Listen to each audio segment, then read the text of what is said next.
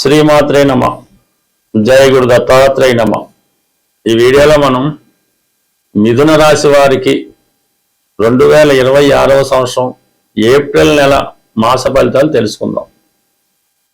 మిథున రాశి వారికి ఈ నెల 19వ తారీఖు వరకు కూడా ఒక అద్భుతమైనటువంటి యోగం ఏర్పడింది. అంటే ప్రధానంగా శుక్రుడు 11వ స్థాన సంచారం జరుగుతుంది ఏప్రిల్ 19 వరకు. శుక్రుడు మిథున రాశి వారికి పంచమ వ్యయాధిపతిగా అత్యంత శుభగ్రహం లాభస్థానంలో ఉండడం వల్ల మీ మనసులో ఏవైతే కోరికలు ఉన్నాయో, మీలో ఏదైతే టాలెంట్ ఉందో దానికి తగిన గుర్తింపు రావడం జరుగుతూ ఉంటుంది. ఎంతో కాలంగా మీ సంతానం కొరకు మీరు ఏదైతే చేద్దాం అనుకుంటున్నారో అది ఈ సమయంలో నెరవేరే అవకాశం ఉన్నది. అలాగే కొంతవరకు ఏంటంటే మీ యొక్క టాలెంట్ ఆధారంగా ధనం సంపాదించాలనే మీ ఆశయం కూడా నెరవేరుతూ ఉంటుంది. ఇది స్త్రీలకి చాలా అనుకూలంగా ఉంటుంది. అంటే మగవారికి కూడా కొంతవరకు అనుకూలంగా ఉంటుంది. బట్ స్త్రీలకి శుక్రుడు బాగా సహకరిస్తూ ఉంటాడు. వాళ్ళు సినిమా రంగంలో ఉన్నా ఏ రంగంలో ఉన్నా సరే వాళ్ళకి అనుకూలత ఏర్పడుతుంది. వాళ్ళు తల్లిగారి దగ్గర నుంచి కానీ తోడబుట్టిన వారి సిస్టర్స్ ఎవరన్నా ఉంటే వారి నుంచి సహకారం రావడం జపిస్తూ ఉంటుంది. ఏదైనా మీలో ఉన్నటువంటి ప్రతిభకు తగిన గుర్తింపు ఈ మిథున రాశిలో ఉన్నటువంటి స్త్రీలకు లభిస్తూ ఉంటుంది. మగవారికి ప్రేమ వ్యవహారాలు చాలా వరకు సక్సెస్ అవుతాయి. ఒక నూతన వారితో అంటే కొత్తగా స్త్రీలతో పరిచయం ఏర్పడే అవకాశం ఉంది. అంటే మీరు ఏ రంగంలో ఉన్నా ఆ రంగంలో ఉన్నటువంటి స్త్రీలు మీకు సహకరించడం కానీ వాళ్ళు మీకు చేదోడు వాదోడుగా ఉంటూ మీ అభివృద్ధి కూడా కారణం అవుతూ ఉంటారు. అంటే ఇవన్నీ కూడా పొందడానికి ప్రధాన కారణం ఏంటంటే రాశి అందే గురుగ్రహ సంచారం. ఏదైనా ఒక రాశిలో ఒక శుభగ్రహం సంచరిస్తుంటే మిగతా శుభగ్రహాలు కూడా అవి 11లోకి వచ్చినా 9లోకి వచ్చినా 5లోకి వచ్చినా వాటి యొక్క మంచి ఫలితాలు జాతకుడు పొందగలుగుతూ ఉంటాడు. ఆ ఇచ్చిన ఫలితాన్ని జాతకుడు సంపూర్ణంగా పొందడం అనుభవించడం కూడా జరుగుతూ ఉంటుంది.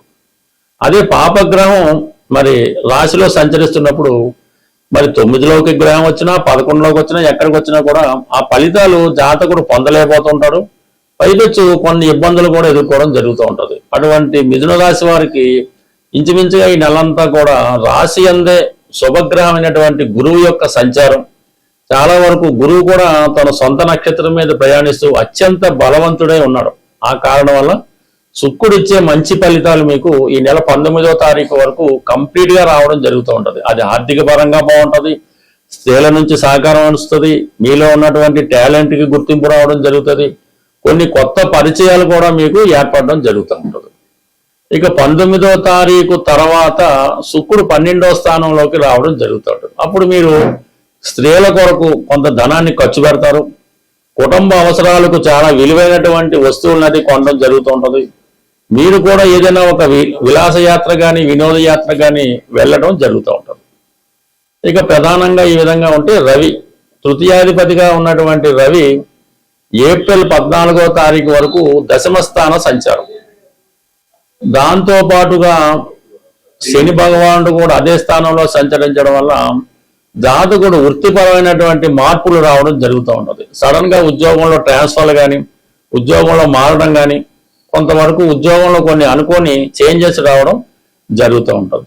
ఇంచుమించుగా మీకు దశమ స్థానంలో రవి దిగ్బలుడై ఉండడం వల్ల శనితో కలిసి ఉండడం వల్ల పని ఒత్తిడి ఎక్కువ ఉంటుంది. మీ కింద పనిచేసేవారు మీకు సహకరించినప్పటికీ కూడా మీరు ఏదో ఒక అధికారం వల్ల యాజమాన్యం వల్ల ఇబ్బంది పడడం కూడా జరుగుతుంటుంది. అయితే ఫైనల్ గా మీరే సక్సెస్ అవ్వడం జరుగుతుంటుంది. ఎందుకంటే దశమ స్థానంలో కుజగ్రహం సంచరించడం జరుగుతుంది.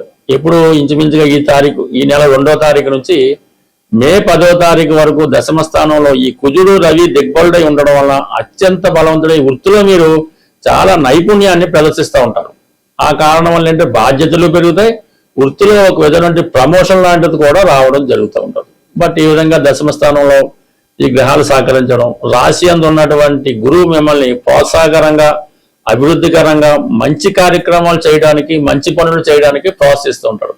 అంటే పోయిన నెల మనకు వక్రగమనంలో ఉన్నటువంటి గురువు ఈ నెలంతా కూడా రుజు మార్గంలో ఉండడం జరుగుతూ ఉంటుంది. దీనివల్ల ప్రధానంగా వివాహ ప్రయత్నాలు చేస్తున్న వారికి వివాహ ప్రయత్నాలు మనకి శుక్రుడు 11లో రావడం, గురువు రాశిలో ఉండడం, సప్తమాన్ని వీక్షించడం, మీలో కూడా మంచి మంచి అలవాట్లు చాలా నైపుణ్యం పెరుగుతూ ఉంటుంది. కొత్త అలవాట్లతో జీవితాన్ని కొత్తగా ప్రజెంట్ చేసుకోవడంతో వివాహ ప్రయత్నాలు నెరవేరుతాయి. అలాగే మీలో దైవభక్తి పెరుగుతూ ఉంటుంది. మంచి వాళ్ళతో పరిచయం ఏర్పడుతుంది. ఎవరు చెప్పకుండానే మీకు మీరే జీవితాన్ని ఇంప్రూవ్ చేసుకుంటూ ఒక కొత్త వ్యక్తిగా సమాజానికి కనబడే అవకాశం ఉంటుంది. మనకి ఏప్రిల్ నెల 2వ తారీఖున శ్రీరామనవమి రావడం జరుగుతుంది. ప్రధానంగా ఎవరికైతే వివాహం ఆలస్యం అవుతుందో, అలాగే వివాహ సంబంధాలు వచ్చి మిస్ అవ్వడం, ఈ విధంగా వివాహం కొరకు అబ్బాయిలైనా అమ్మాయిలైనా వివాహం కొరకు ఎదురు చూస్తున్న వారికి ఈ శ్రీరామ నవమి చాలా ఇంపార్టెంట్తో కూడుకున్నది. కంపల్సరిగా ఆ రోజు మీరు శుభ్రంగా తలకు స్నానం చేసి కొత్త బట్టలు ధరించి ఈ శ్రీరామనవమి కళ్యాణం భద్రాచలంలో జరుగుతున్నా పర్లేదు, మీ ఊళ్ళో ఎక్కడ జరిగినా సరే ఆ కళ్యాణంలో 100కి 100 రూపాయలు పూర్తి అయ్యేదాకా, అంటే తలంబరాలు అయ్యేదాకా ఉండి అక్కడ ఏమన్నా వాళ్ళు భోజనం అది పెడితే భోజనం చేసి చక్కగా కొన్ని తలంబరాల బియ్యం మీరు ఇంటికి తెచ్చుకొని అది మీ శిరస్సు మీద జల్లుకోవడం మంచిది.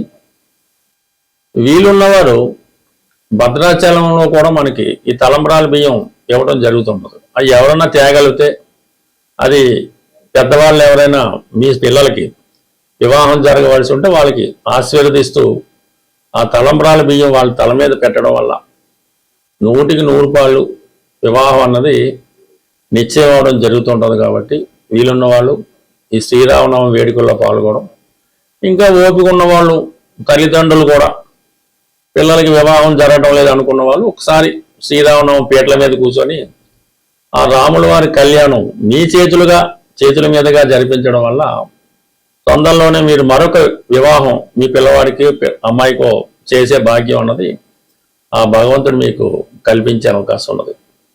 తప్పకుండా ఈ పరిహారాన్ని, అంటే పరిహారం అనగా ఇది ఒక కర్తవ్యం, ఈ కర్తవ్యంగా చేయడం వల్ల ప్రధానంగా మీ ఇంట్లో తొందరలోనే శుభకార్యం జరుగుతూ ఉంటుంది.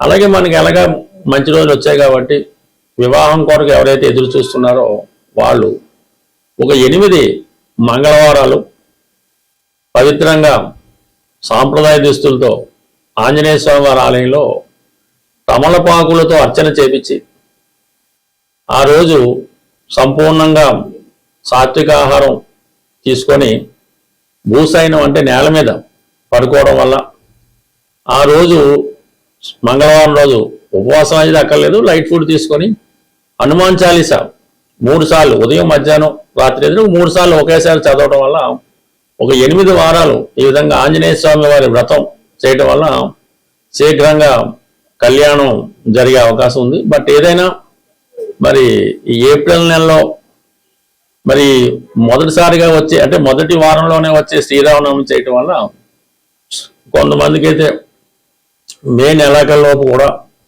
వివాహం కుదిరిన ఆశ్చర్యపోక్కర్లేదు.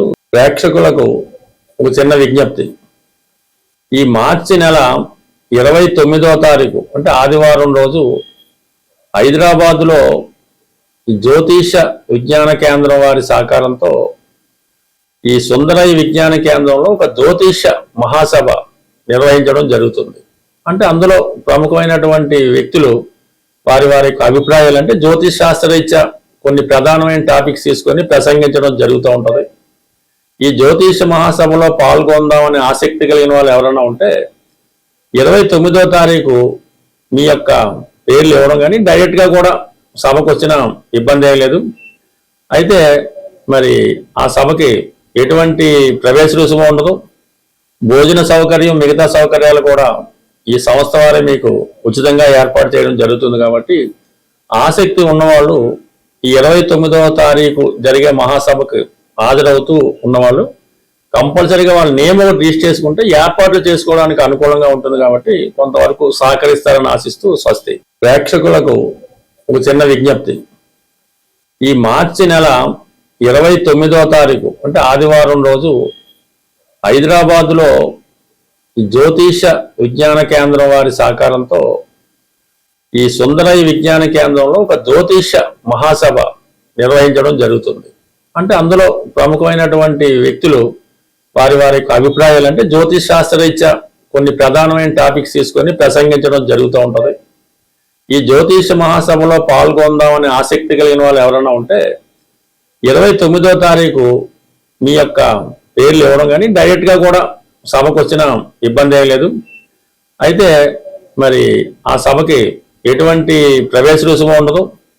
భోజన సౌకర్యం, మిగతా సౌకర్యాలు కూడా ఈ సంస్థ వారే మీకు ఉచితంగా ఏర్పాటు చేయడం జరుగుతుంది. కాబట్టి ఆసక్తి ఉన్నవాళ్ళు ఈ 29వ తారీఖు జరిగే మహాసభకు హాజరవుతూ ఉన్నవాళ్ళు కంపల్సరీగా వాళ్ళ నేమ్ ఒకటి రిజిస్టర్ చేసుకుంటే ఏర్పాట్లు చేసుకోవడానికి అనుకూలంగా ఉంటుంది. కాబట్టి కొంతవరకు సహకరిస్తారని ఆశిస్తూ స్వస్తి.